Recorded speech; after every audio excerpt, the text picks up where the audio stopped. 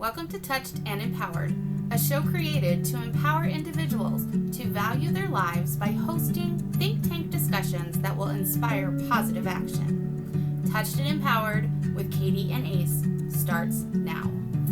Welcome to this episode of Touched and Empowered. I'm Katie and I'm with Ace, and we are talking about how to stay focused on the mission without getting overwhelmed or bogged down.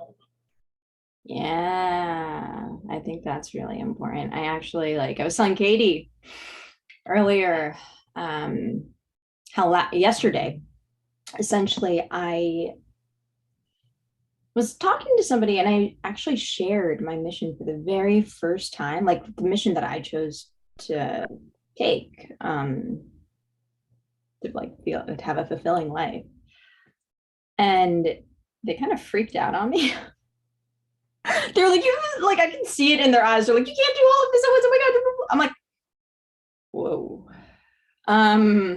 So you're going to share this mission with the rest of us? Yes, I will. Katie, funny enough, right before I met Katie, I actually shared that I wanted to help decrease suicide rates globally every year by empowering individuals to value their lives. Now, I know that sounds really macro and almost theoretical, but it's not. There's a concrete evidence there, right? If there is a specific amount of people that you want to reach, the specific amount of people that you want to empower, there is a way to do it. And before I met Katie, I didn't know what it was. And then I met Katie, and then they had a way to do it. And that way is one step at a time. One step at a time, one, but two, they also developed this beautiful nonprofit.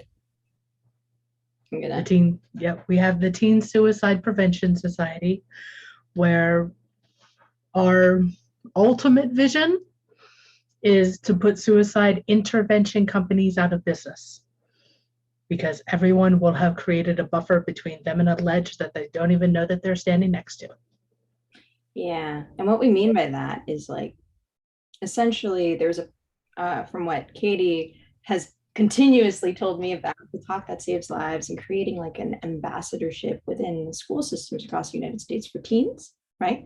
Advocates for living, yes. Advocates for living, 100%. So that those empowering thoughts, that empowering dialogue ripples out to the extent that as these young adults grow older, the suicidal thoughts don't even happen anymore.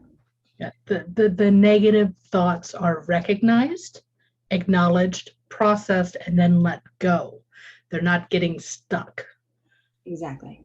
Because what we found is when we purposely try not to think about anything, guess what you're thinking of?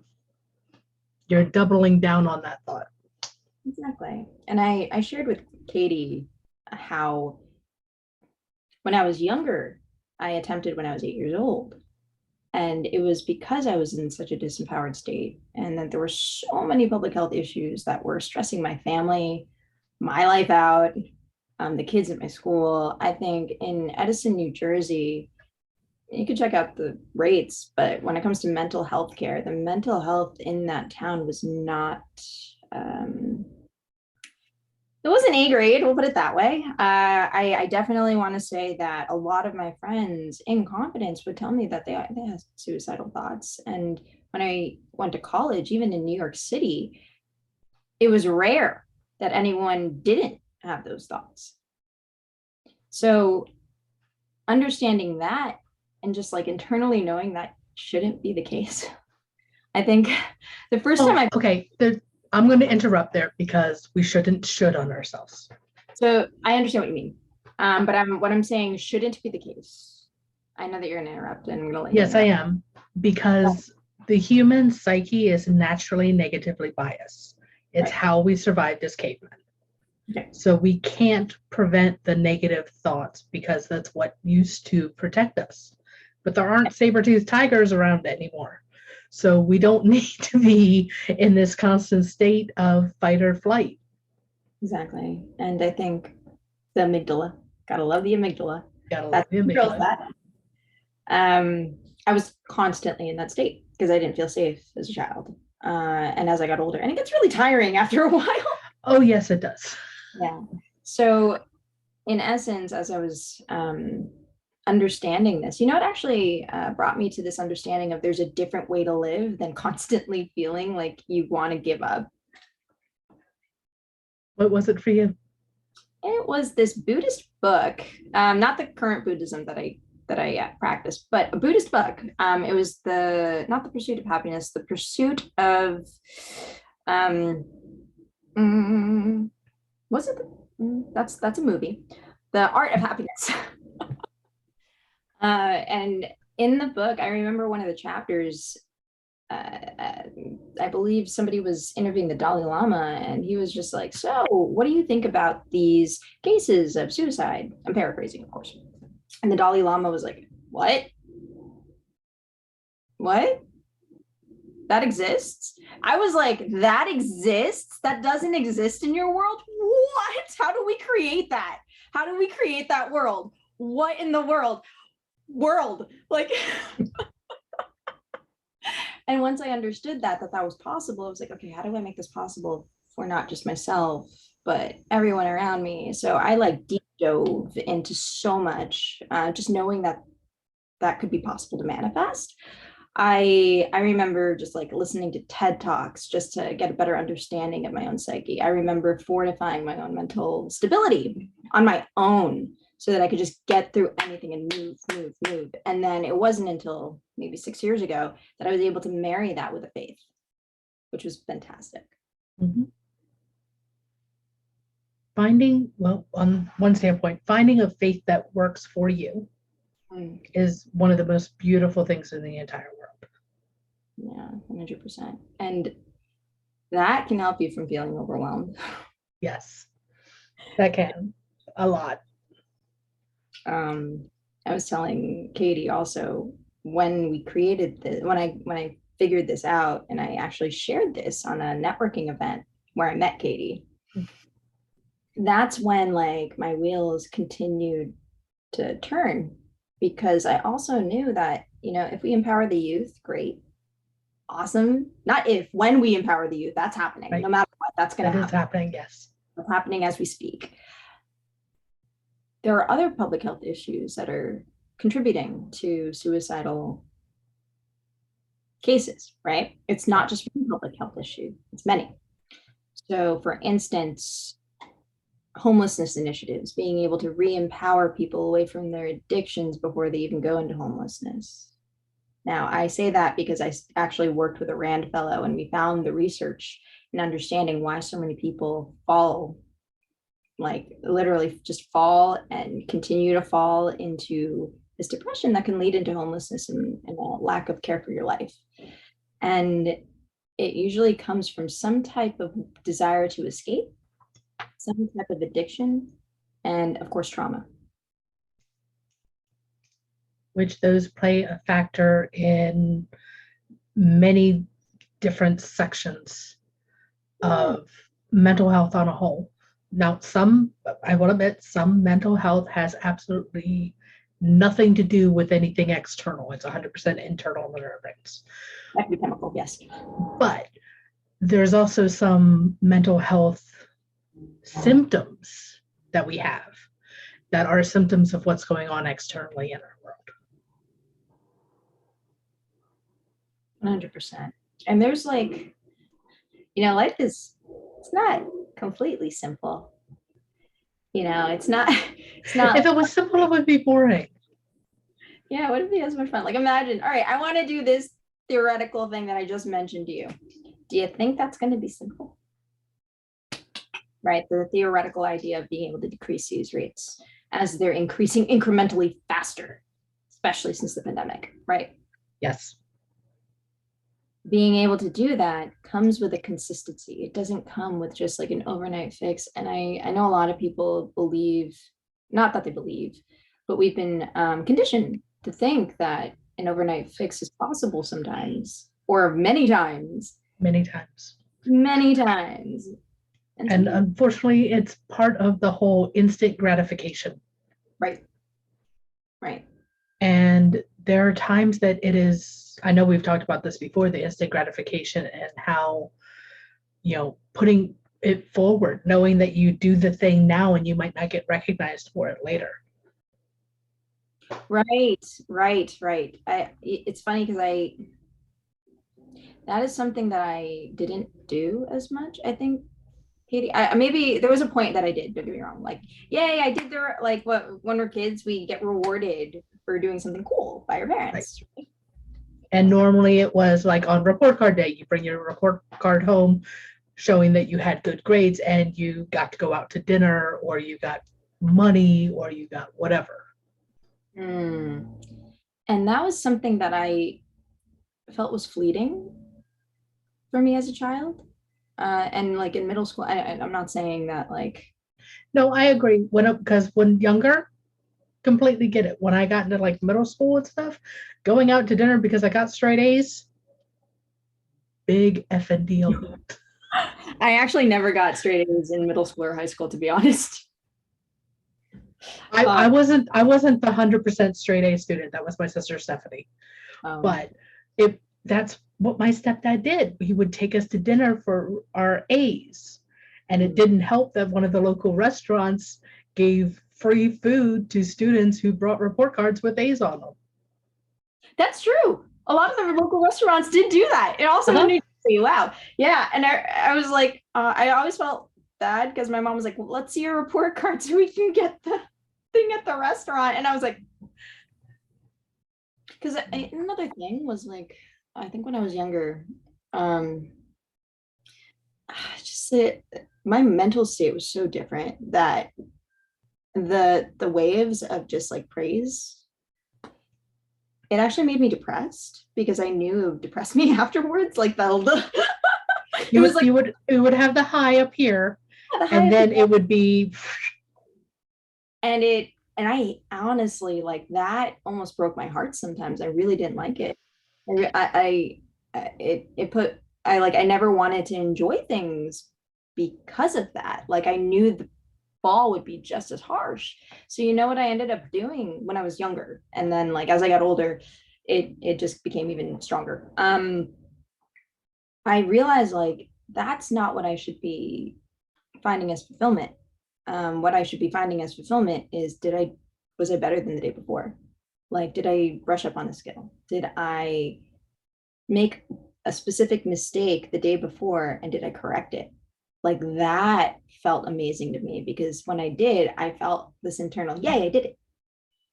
Yeah, and there's a big difference between coasting and working with intention. Exactly.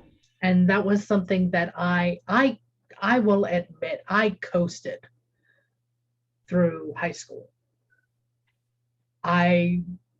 Yes, I pulled A's. Not all classes were A's, but yes, I pulled A's. But guess what? They were in the average class. They were not in the advanced placement classes or the honor classes or anything else like that, because I did not push myself to do better.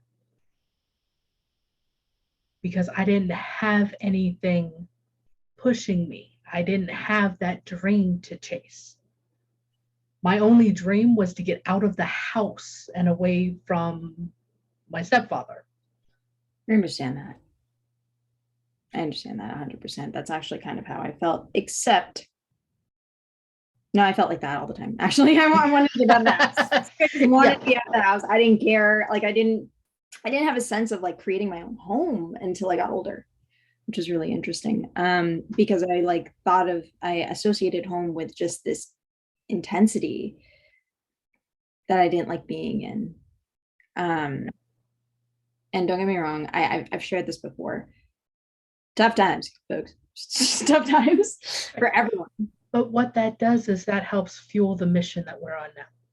It actually sculpts you. Like, that's the most incredible part of it. It's like when a challenge hits you and you're like, oh, this is so difficult. It actually is like, okay, cool. For me at the time, I actually loved challenges. Like, I didn't like boring things. If I felt like something was boring, I never applied myself. Yeah. Like, true. Yeah, but but when something was tough, like I got like just ran for it, which is really funny. So I think I mentioned I did one AP course in high school, and it was the hardest AP course in the entire school. And I got it for that. That was fun. And then everything, I was just like, yeah, we're good. Just like yeah, you know, and it's all about what our, and again, it falls back into what we want, what our desire is. yes. You know, in my mind, my desire was to get out of high school as quickly as possible, so then that way I could get a full-time job and find somewhere else to live. Yeah, my mother was just like, she was so happy when I was in my early 20s because she was just like, good for you, you're independent, you got your own place, you got your own lease, and you're doing all of this great stuff. And I was just like, yeah. And then we still needed to heal. Yeah, there's always the healing. Yeah, you can't run from the healing as much as you could try. Yeah, as much as we try to slap band-aids on it, we actually do have to heal. And understanding that the band-aids that we slapped on them was the best we could do at that moment in time. There's no judgment against the fact that you might not have been able to heal whatever it was back then. But if you have the tools, or you have somebody who can guide you through the process to do the healing now, there's no reason not to. Because as soon as when that's healed, energetically you're lighter, you're able to think more clearly, you're able to breathe easier, and things that used to throw up roadblocks will disappear, they'll melt away. Yeah, that was like I have to tack on to that because it was so interesting when I did brain spotting for the first time. Talk therapy is one thing. I definitely felt like we peeled off a layer. We did. We peeled off a layer. But when I did brain spotting, I highly commend it, and I will 100% refer people in her direction. Got to get her link. We'll put it down in the chat. But Deidre, okay. Deidre, yes, Deidre is amazing. Oh, I love Deidre. So I remember doing it for the first time, and it was like 28 talk therapy sessions in 45 minutes. Like we went through my memories, all the complex PTSD that were in this part, that part, this part. For that I needed to process, that I didn't process. I honestly thought like, oh my God, how in the world did I live for so long with all of these traumatic like visions that I was running away from in my sight? I was like fighting these visions as I was trying to perform, and it wasn't working. And that was one aspect. Then, of course, working with Katie, removing all that anger, that additional anger that was just stored in my body without re-traumatizing myself. Thank you. That was a traumatizing experience. I like the next day being able to perform, like I was able to connect dots that I was struggling to connect dots for 3 years. It was insane. And there's other modalities as well. Oh yeah, there is no one true way to do healing, and you have to find the one that is right for you. Yes, and that is part of what I do, right? As like a transformational coach, is I can sense usually what you need, and depending on the pain that you're feeling. And I think I mentioned to Katie, and I've mentioned it to all of our joint venture partnerships and referral partners. So as a Hyoka empath, yeah. If you guys if you're gonna look it up, it's pretty awesome. HEYOKA. It's a specific type of empath that can really empathize and feel how much pain you're going through on a daily basis. Like I've gotten better at being able to handle it versus feeling overwhelmed when I was 8 years old. Yeah. Right. Yeah. But like as I got older, I can sense pain in somebody like that and figure out how I healed, or think of something intuitively that would be helpful to heal that person. For instance, today, Katie and I were on a call with somebody, and I was like, I'm not the right healer for them right now. I know it. I really know it. Katie, please join me on this call. And we were able to do an intuitive read and figure out and clarify what was the best way to help them ease their anxiety, because it was really ripping them. And I was just like, I can only fight you to get away. Let me, and I'm not trying to be aggressive. I'm just like, I can't help you, but I can bring in the person who can. Let me just pull this person. And that's something completely different than what I do. Because there are times, I will admit, there are times where I can sense pain in someone else's body and find out why, but that's not where my strength is. My strength, I found, which I actually was able to put words to today, is to find the balance. She was amazing. She balanced me out so well. Because I was like, just like in so many, not that so many different directions, but I could feel all of it, like everything that was happening to these guys. And I was just like, and then Katie just swooped in, balance with her word. I brought the calm to your storm. Well, yeah. And I was like, I was feeling their storm, and I was used to that too, right? Like I'm actually pretty like used to feeling everything before somebody could possibly pass. Like I could sense it. I can sense when somebody's about to die. I can sense when, that ability came last year. That wasn't fun. I was able to sense when somebody was about to take their life, like right before, and I could literally sit next to them, not even tell them that I know what they're about to do, and just connect with them really quickly. And then show them how beautiful life is in a moment once I'm really, really present and with the person. And that is an amazing gift. But I also understand how it can be incredibly overwhelming to get that much, for lack of a better term, data from everyone around you. Yeah. And then trying to have to filter and sort it, figure out whose is whose. Oof. Nature is a wonderful place for me. Like I can go sit in quiet, just love the trees. I was recently on a date. Woohoo. Thank you for everyone who has helped me on my healing journey, and we're still healing, and the guy knows it, but we went on a date anyways. And it was so interesting because I would see this guy a lot, very often. But he also knew I was highly energetically in tuned. So he kept trying to hide his emotions.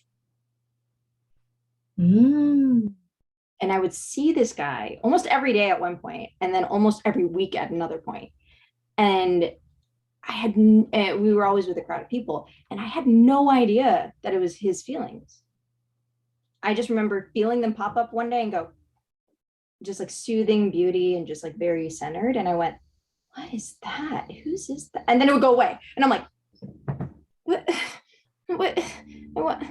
And then recently we had a one-on-one conversation, and then I felt those emotions, and I went, dude, that was you for a good 2 years.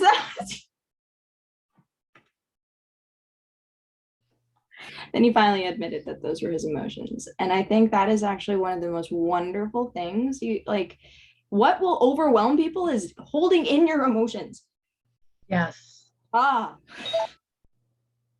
really want to say that, because if you have a big mission, you need to pull out what needs to be pulled out. You can't let anything hold you back anymore. I mean, our emotions is energy in motion. It's the energy of our brains, our hearts, our souls, our spirit, our beings. And if we bottle it up, it turns into a pressure cooker. And I have been a pressure cooker and have exploded. And what has spewed out of my mouth was so hurtful to not only me, but to everybody who heard it. Yeah, I did that with too, Katie. That was awful. I've done that many times. And I used to just get drunk to let it out. I never got to the point to where I got drunk. I'd explode before that. But I don't drink that much.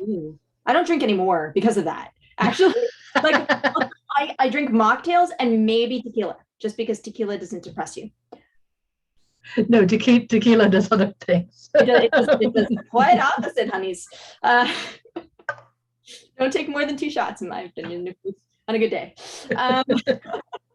But yeah, I remember blowing up once, a couple times, being drunk, and I was just, because I was so stressed and overwhelmed, and I needed to release all these stored emotions and pent up resentment from people that I just never resolved things with, right? And that's, you don't need to do that anymore. Yeah, because the difficulty with it is when you're releasing all of it, you're not releasing it with the person that you're actually upset with, pissed off with, or anything else like that. You're releasing it towards whoever can hear you.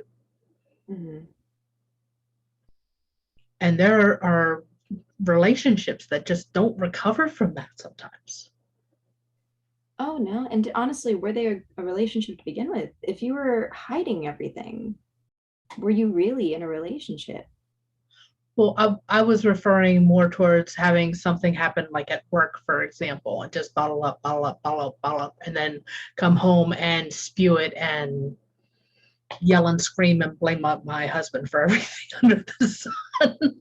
I understand. Okay. Yeah, no, he didn't want to talk to me for a few days after that. But, he understood that it was me just venting from work in that particular case. But I know I said things that were hurtful. And they weren't meant for him. They were meant for this person at work. Yeah, I understand. And that, it's funny. But no, I agree. If you're hiding someone from someone you're supposedly in a relationship with, that's not really being in a relationship. Yes. I also want to add to that. Like, when I mean relationship, were you showing who you truly were? Because apparently you weren't, right? You weren't showing the parts that you didn't feel uncomfortable. You weren't showing the parts that felt resentment. You weren't showing the parts where you needed to speak out. And the fact of the matter is, did you have a relationship with that person, be it at work, be it a friendship, be it a relationship with somebody romantic or life partner or child? In those, yeah, we're just going deep here. Yeah, no, we are. And I'll finish and then I'll share what popped in my head. This guy is good for me. Keep going. Well, what popped in my head was, I don't even remember what book it was that I was reading, but this girl was complaining to her girlfriends that she doesn't let guys spend the night at her house when they get together. She's always spending the night at their house and getting up and going home. Because if they spend the night at her house, 1, they'll see how messy the house is. 2, she then gets up at dark 30, like before dark 30 in the morning, gets a shower, does her hair, does her makeup, and then lays back in bed with her eyes closed, pretending to sleep. So when he wakes up, he sees her all prepped for the day. So he didn't see her without makeup.